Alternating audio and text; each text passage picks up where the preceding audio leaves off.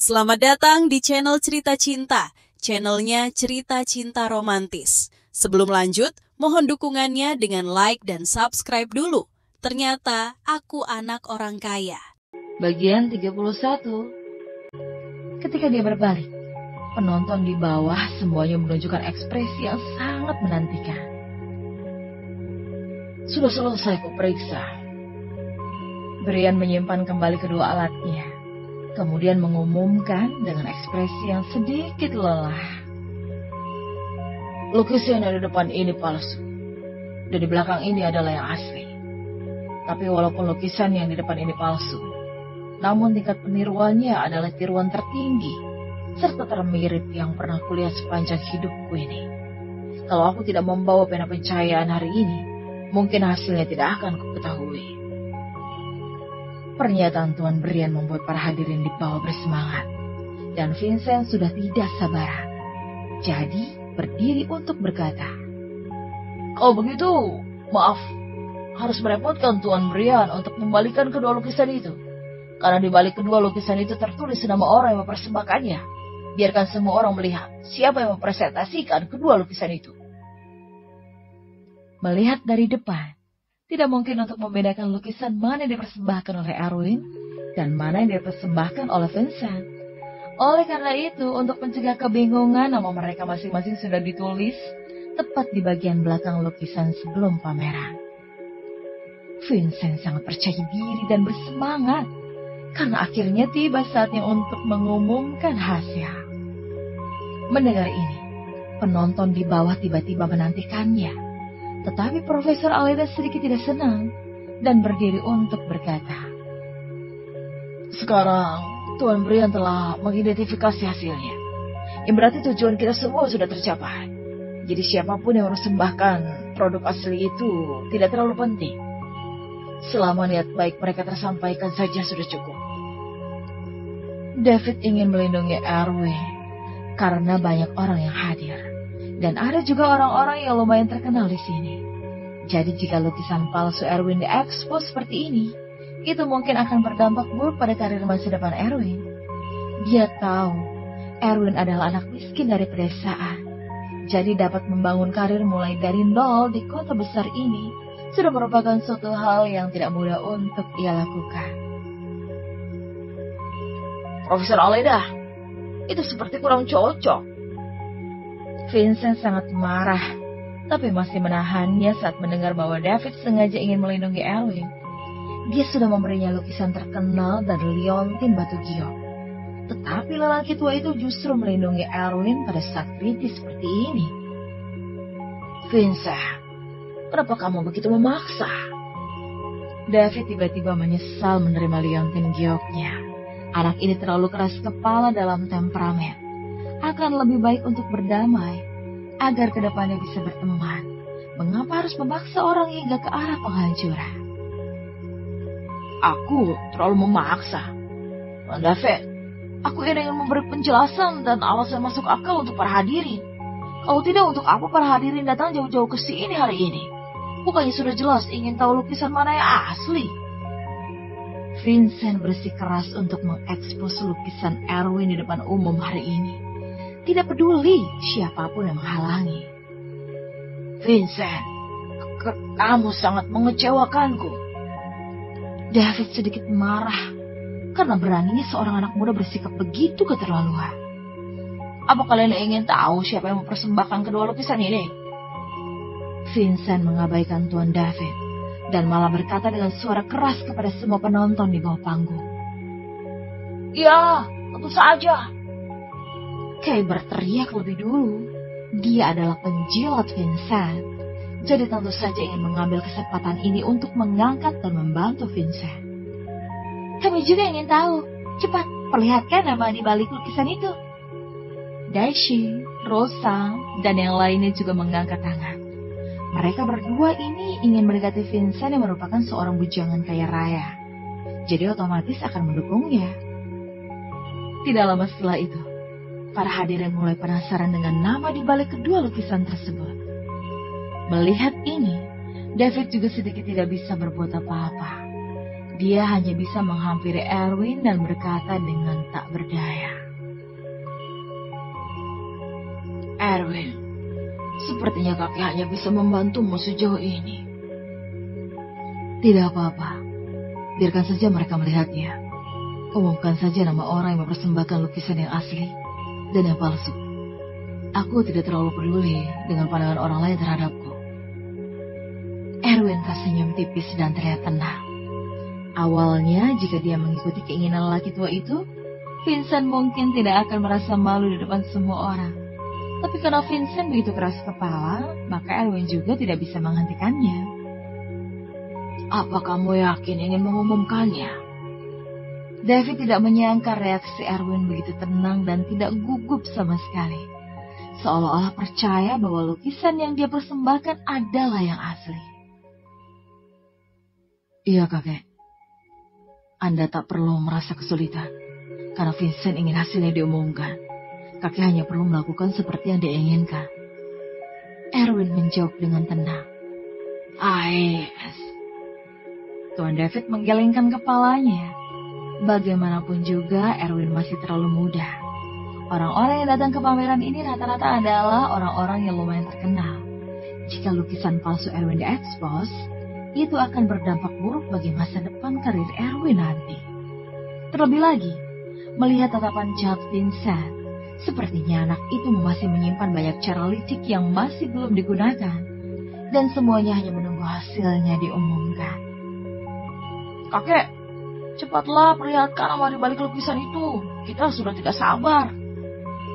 Kay mendesak lagi dengan keras. Dia ingin menyanjung Vincent sebisanya, karena mungkin dia bisa mendapatkan sedikit keuntungan dari Vincent di pelelangan sore nanti. Karena semua orang meminta ini, aku akan secara pribadi baik ke panggung untuk memperlihatkan hasilnya. David juga tidak berdaya. Vincent ini telah mengendalikan dan memanfaatkan emosi semua orang untuk menekannya. Jadi dia tidak punya pilihan lain. Di bawah tatapan semua orang, Tuan David secara perlahan membalikkan kedua lukisan itu. Namun, ketika dua nama yang tertulis di balik kedua lukisan terlihat, para penonton terkejut, terutama nama di balik lukisan yang asli. Bahkan Tuan David juga terkaget hingga kehabisan kata-kata. Saking sunyinya tempat kejadian sampai terasa mengerikan. Semua orang tidak percaya bahwa nama yang tertulis di belakang lukisan asli adalah Erwin Smith. Dengan kata lain, Ali Sadikin pada masa kemerdekaan yang dipersembahkan oleh Erwin, yang merupakan seorang bocah miskin, adalah karya asli dari Hendra Gunawan. Ali Sadikin pada masa kemerdekaan yang dibeli kembali oleh Vincent seharga 76 miliar adalah palsu alias replika. Tidak ada yang bisa mempercayai hasil ini, dan Vincent adalah orang yang paling terkejut di tempat kejadian. Mana mungkin? Vincent juga melihat nama yang tertera di balik lukisan yang asli itu adalah nama Erwin Smith dan bukanlah namanya Vincent Lois. Mustahil. Mana mungkin lukisan bocah miskin ini asli? Tapi aku beli seharga 76 miliar adalah produk replika. Vincent tidak bisa menerima kenyataan ini untuk sementara waktu. Semua perhitungannya salah, dan ekspresinya sangat bingung. Penonton di bawah juga terkejut, terutama para kerabat keluarga Aleda yang benar-benar tidak menyangka akan hal itu. Tak kusangka, lukisan 76 miliar Vincent adalah replika. Ini benar-benar di luar nalar. Ternyata lukisan bocah miskin ini adalah yang asli. Hasil ironis. Ini terlalu tak terduga. Lukisan yang dipersembahkan oleh bocah miskin itu yang asli. Kira-kira dari mana miskin itu mendapatkan lukisannya?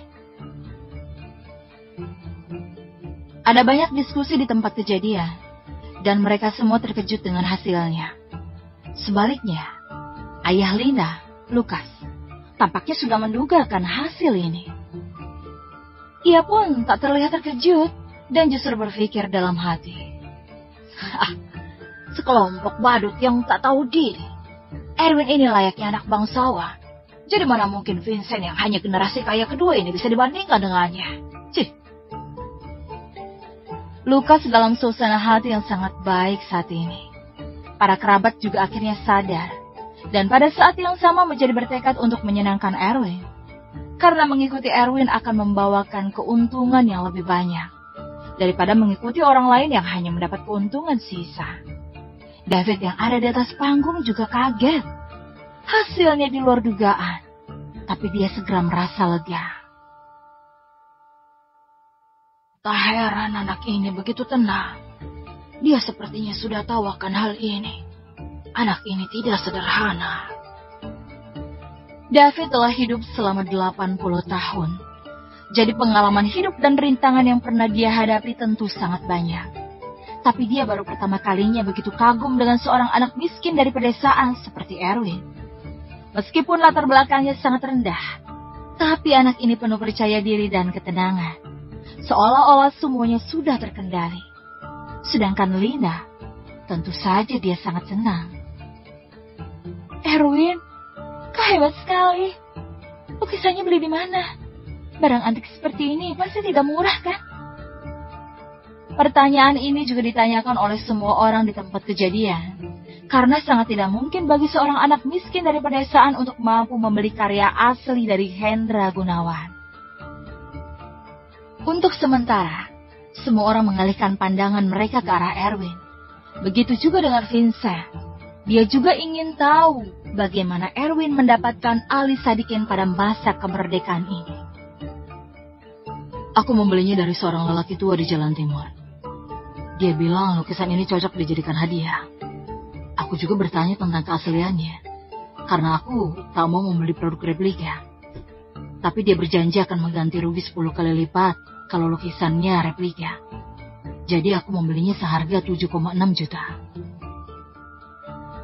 Erwin dengan santainya mengarang cerita dan memberitahukan orang-orang. Namun mereka semua tercengang ketika mendengar itu.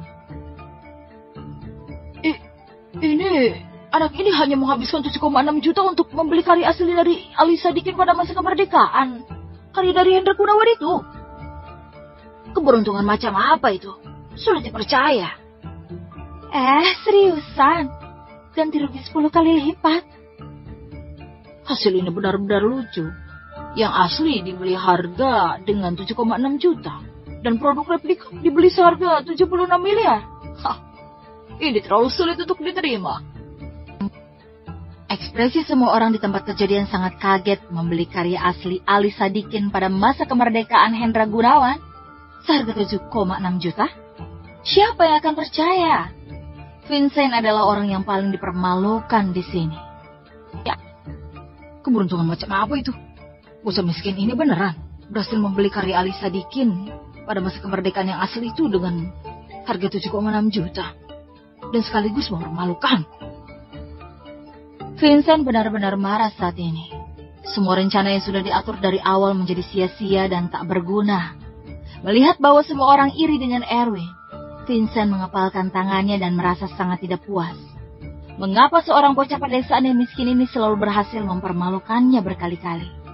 Sebaliknya, David adalah yang paling ingin melihat hasil seperti ini. Dia menyukai Erwin, seorang bocah miskin dari pedesaan. Bukan hanya memberinya hadiah yang begitu berharga, tapi karakternya juga sangat bagus. Jadi David ingin membantunya dengan mempromosikan atau mengangkatnya agar lebih cepat naik dalam dunia bisnis kota besar ini. Erwin, karena kau sudah memberi kakek hadiah yang begitu berharga, apa kamu punya permintaan? Selama kamu bilang, kakek pasti akan mencoba untuk memuaskanmu. David masih sangat dihormati di kota Bandung. Selama dia membuka mulut, pada umumnya orang-orang akan memberinya wajah. Walau Erwin ingin membangun karir bisnisnya sendiri, David pasti akan membantunya. Kata-kata David membuat orang-orang yang hadir semakin iri. Siapa itu David? Dia memiliki banyak murid dan teman di pusat perbelanjaan kota Bandung. Begitu dia membuka mulut, siapa yang tidak akan memberinya wajah? Terlebih lagi, kekuatan finansialnya sendiri juga sangat luar biasa. Kakek Alida, saya tak menginginkan apa-apa. Saya tidak pernah berpikir untuk mendapatkan keuntungan dari Anda. Kata Erwin dengan rendah hati dan tidak sombong. kamu beneran tidak menginginkan apapun? David sempat mengira bahwa Erwin hanya mencoba bersikap sopan untuk sengaja menolak sedikit. Tapi setelah memikirkannya, David melanjutkan. Kakek masih punya banyak koneksi di kota Bandung ini. Satu kalimat dariku saja sudah cukup untuk menjadi batu loncatan untukmu. Bahkan bisa membuatmu mengambil alih sebuah perusahaan yang matang dan menjadi CEO dengan gaji yang bisa mencapai beberapa miliar per tahun. Itu cukup bagus, bukan? Semua orang di tempat kejadian terkejut dengan pernyataan ini penuh dengan ekspresi iri. Iri sekaligus benci. Dengan adanya dukungan dari David, sepertinya hidup bocah miskin ini akan berbalik. Namun Erwin berkata dengan tenang. Kakek, aku masih ingin berjuang dengan usahaku sendiri. Kalau kakek sangat ingin berterima kasih padaku, aku ingin tusuk konde yang ada di dekat pintu itu saja. Tusuk konde di dekat pintu? David terkejut, dan yang lainnya bahkan lebih kaget. Bersama